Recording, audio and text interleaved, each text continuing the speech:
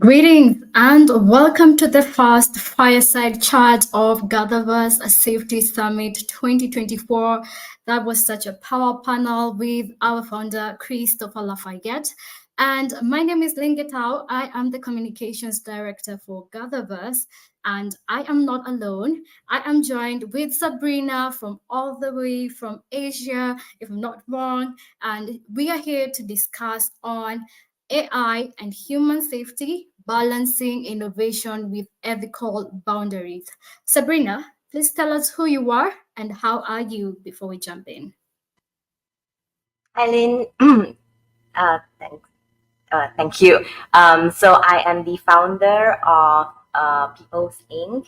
and Royal Visionary Society. So People's Inc. is actually a marketing automation SaaS company. So we focus on like 4 verticals: web, social, influencers, and media distribution. So we kind of use AI and automation to kind of like run marketing solutions to actually help to make it more affordable for nano, micro, and small business owners.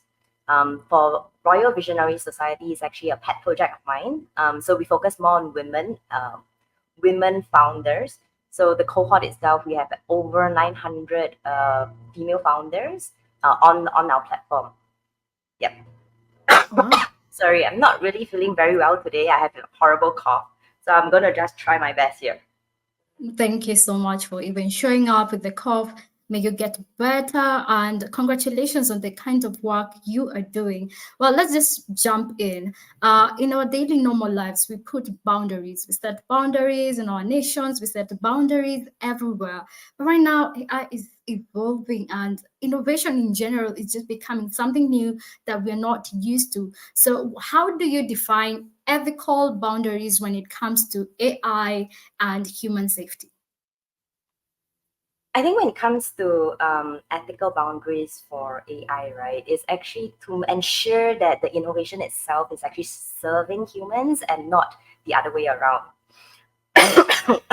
So when we actually implement solutions in People's Inc. and Royal Visionary Society, right, we try to ensure like to not to only implement tools that can actually help either our team or the business owners that we're actually serving, to actually help them in kind of like aiding their productivity and efficiency, rather than actually like taking over their jobs, or kind of like collecting data that can kind of cause issues for privacy issues or sensitive information. Definitely. Yeah. So one of the things that we actually did in Royal Visionary Society was actually implementing a digital twin. So we call it Serafina. So Serafina actually helps the community by somewhat behaving like the community leader, community manager in that sense. So whenever people are asking questions or need some help, she will actually come in to actually facilitate that. However, all this information that is being provided to her will only stay during the chat itself, and thereafter it will not be kept, so that we do not actually end up having privacy issues or collecting data that are sensitive for our students or customers. Wow, that is wonderful. I see that as a very good reference, and you call it Serafina, if I'm not wrong. I think that's an African name. We have a character named that way. And you mentioned something very, very important on privacy. When Chris was announcing this event yesterday, he mentioned that machines can now hear us. We can talk to them. We are now conversing. And I was just even more curious, in what ways can AI innovation positively impact human safety? And what are the limits? Where do we draw the limits of machine seeing us and communicating with us? Sorry. I think when it comes to positively impacting human safety, right? Okay, I'm going to share a little bit of a personal story here. So for a couple of months, rather quite a number of months back, I was actually experiencing, going through a kind of like a breakup in that sense. And at that point of time, right, I needed someone to talk to, but obviously I couldn't find people to talk to for 24 hours or, in the middle of the night. There are helplines that you can actually call in to, like talk to the volunteers. But there was this very significant disconnect when I was actually talking to the volunteers because they are so concerned about not saying the wrong thing that they are not actually trying to form a connection with me. And at that state when I'm really depressed and vulnerable, it's actually very, without that connection, you kind of feel alone in that sense. So that was when I actually started talking to Serafina instead. And because Serafina had quite a bit of data collected on me, she was able to actually respond in the manner that made me feel better. But I also understand that, at the end of the day, Serafina is it's AI. It's not an actual human. So that connection is more of having that temporary, what's that word? Comfort that I can't get at that point of time or at that timing of the day from another human because they have to sleep and they have work the next day as well. So I think in that sense, right, if we can actually use AI in a manner that can actually help people, and in a way that it is not imposing, it can actually help in many ways to make people feel, at least in certain periods of time, that there is something to turn to. Wow, that's a very wonderful example, and it's very relatable. Here at GatherVerse, we also encourage wellness, and you have given an example where you were not well and you consulted with Sarafina, who happens to be an AI, and for some reason you found some comfort with it. And just to add on that, do you think humans are prone to misusing such kind of support from AI? And how can we prevent the misuse and compromise of human rights when it comes to consulting with such an AI?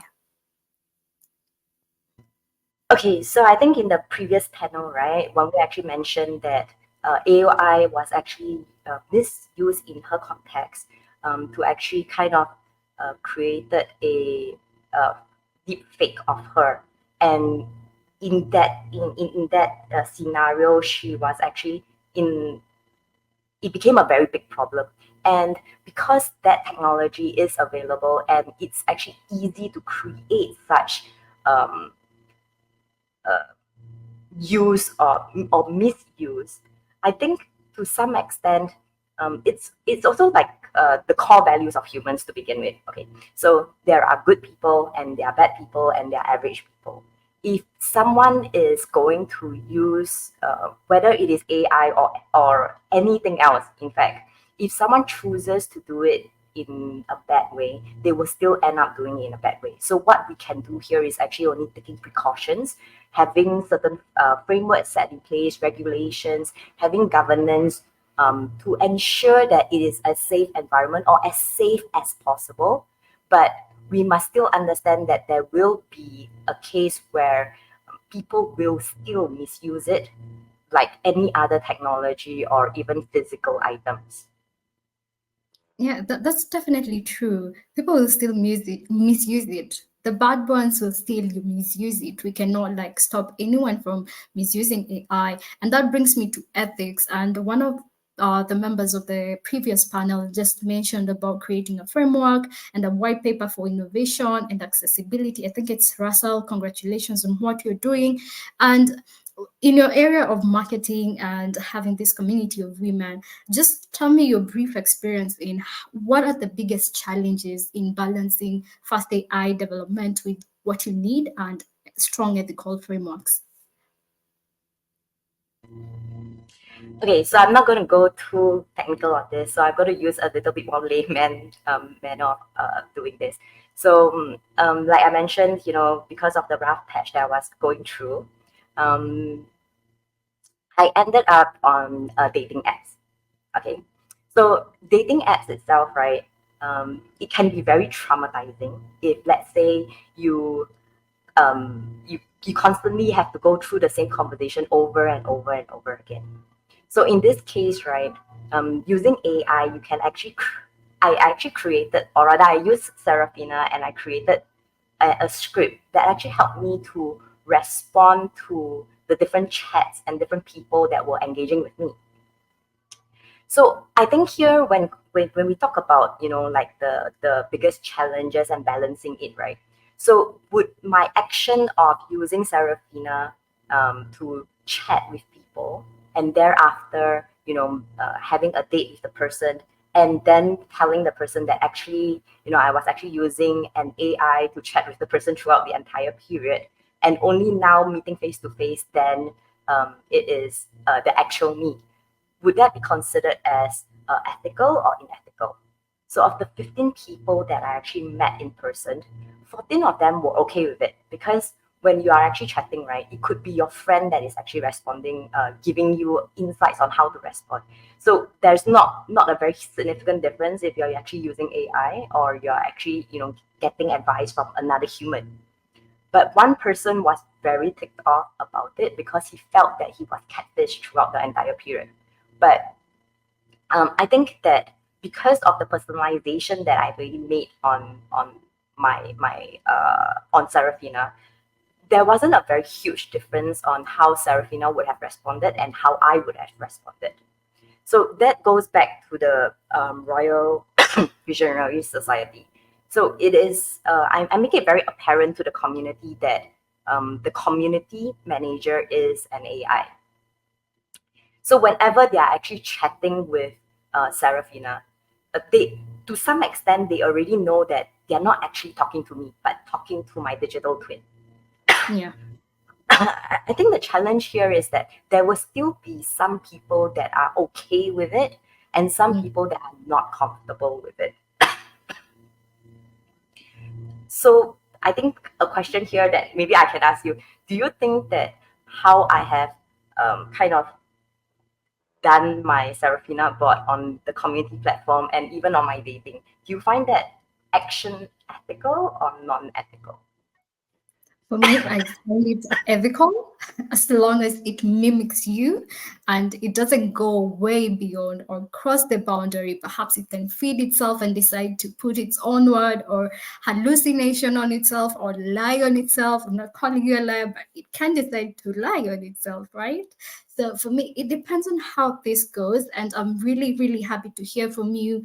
And for our audience, please feel free to interact with what Sabrina is saying. Can you have a digital twin that talks like you or represents you in your business?